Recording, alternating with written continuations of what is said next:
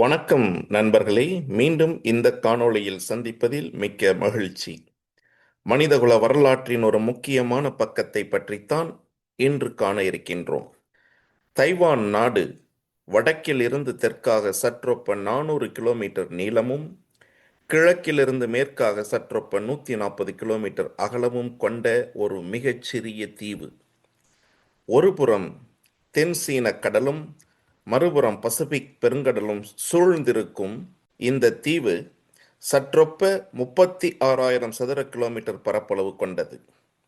இந்த தீவின் முக்கால் பகுதி மலைகளாலும் காடுகளாலும் நிரம்பியிருக்கும். ஆகவே இங்கு மனிதர்கள் சற்றொப்ப 15,000 ஆண்டுகளுக்கு முன்பிருந்தே வாழ ஆரம்பித்து விட்டனர். அப்படிப்பட்ட பூர்வ குடிகளை பற்றித்தான் இப்போது பேச இருக்கின்றோம். தைவானின் பழங்குடி மக்கள் இந்த தீவின் ஆதி குடிகள் ஆவர்.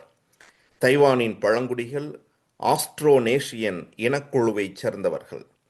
மொழி, மரபணு மற்றும் கலாச்சார ரீதியாக இன்றைய இந்தோனேசியா, மலேசியா, பிலிப்பைன்ஸ் மற்றும் நியூசிலாந்தின் மாவோரி போன்ற பிற ஆஸ்ட்ரோனேஷியன் மக்களுடன் இவர்களுக்கு தொடர்பு உள்ளது. உண்மையில் தைவான் தான் உலகளாவிய ஆஸ்ட்ரோனேஷியன் மொழி குடும்பத்தின் தோற்றமாகவும் மற்றும் மொழி தாயகமாகவும், அதாவது லிங்குஸ்டிக் ஹோம்லேண்ட் என்று ஆங்கிலத்தில் சொல்வார்களே, அதுவாகவும் இருக்கலாம் என்று ஆராய்ச்சியாளர்கள் கருதுகின்றனர். இன்றைக்கு பசிபிக் பெருங்கடலில் உள்ள பெரும்பாலான குட்டி குட்டி தீவு நாடுகளான ஃபிஜி, சமோவா, டோங்கா, தகித்தி, குக் தீவுகள், ஈஸ்டர் தீவு போன்றவற்றில் வசிக்கும் மக்கள் 3000 முதல் 5000 ஆண்டுகளுக்கு முன்னர் தைவான் தீவிலிருந்துதான் அங்கு புலம்பெயர்ந்தவர்கள் என்று சமீபத்திய ஆராய்ச்சியாளர்கள் கருதுகின்றனர். இந்த பூர்வக்குடிகள் தைவானின் மொத்த மக்கள் தொகையில் வெறும் 3 விழுக்காடு அளவிலேயே இருப்பதாக கணக்கிடப்பட்டாலும், தைவான் அரசு இதுவரையிலும் 16 வகையான பழங்குடி இனக்குழுக்களை அங்கீகரித்துள்ளது. ஆமிஸ், அத்தாயல், ட்ருக்கு அல்லது தரோக்கோ, செடெக், பைவான், புனுன், ருக்காய், தாவோ, சைசியாட், புயுமா, சகிசாயா, காவலன், டாவோ, சவ், கன்கனாவு மற்றும் ஹுலாலுவா ஆகிய 16 வகையான இனக்குழுக்களை இதுவரையிலும் தைவான் அரசு அங்கீகரித்துள்ளது.